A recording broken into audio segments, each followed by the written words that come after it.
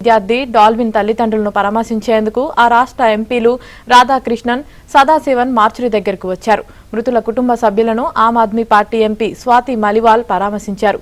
కాగా ప్రమాద ఘటనలో మరింత మంది విద్యార్థులు మృతి చెంది ఉంటారన్న అనుమానాలు వ్యక్తమవుతున్నాయి.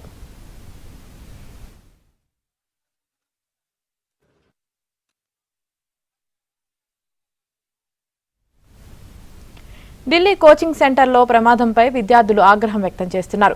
రాత్రి నుంచి విద్యార్థులు కోచింగ్ సెంటర్ ముందు బైఠాయించి ఆందోళన చేపడుతున్నారు. కోచింగ్ సెంటర్ నిర్వాహకులకు వ్యతిరేకంగా నినాదాలు చేస్తున్నారు. ప్రమాదంలో మృతి చెందిన 3 విద్యార్థులు సోనీ, శ్రేయ, డాల్విన్ గా గుర్తించారు. కాగా ప్రమాద ఘటనపై ఢిల్లీ ప్రభుత్వం విచారణకు ఆదేశించింది. ఘటనకు సంబంధించి పోలీసులు 2ని అరెస్టు చేసి క్రిమినల్ కేసులు నమోదు చేశారు.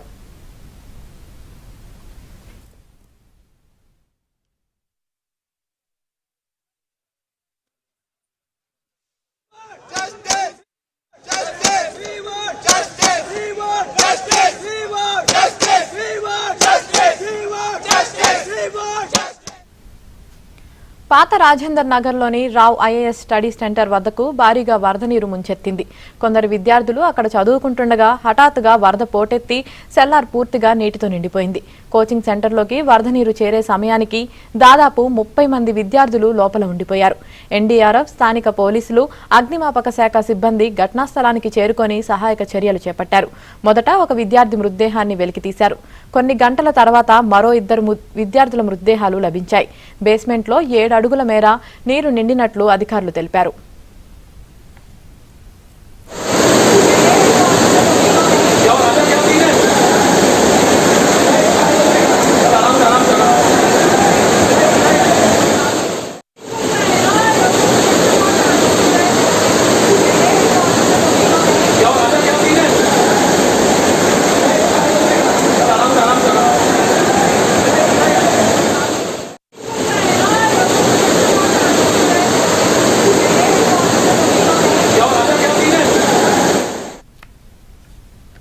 కాగా దేశ రాజధాని ఢిల్లీలోని ఓల్డ్ రాజేందర్ నగర్లోని సివిల్స్ కోచింగ్ సెంటర్ నిర్వహిస్తున్న భవనంలోకి వరద నీరు చేరడంతో 3 విద్యార్థులు మృతి చెందడం తీవ్ర కలకలం రేపుతుంది.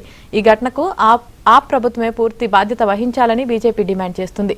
ప్రభుత్వ నిర్లక్ష్యం, అసమర్థత కారణంగా 3 విద్యార్థులు మృతి చెందారని బీజేపీ నాయకులు ఆరోపిస్తున్నారు.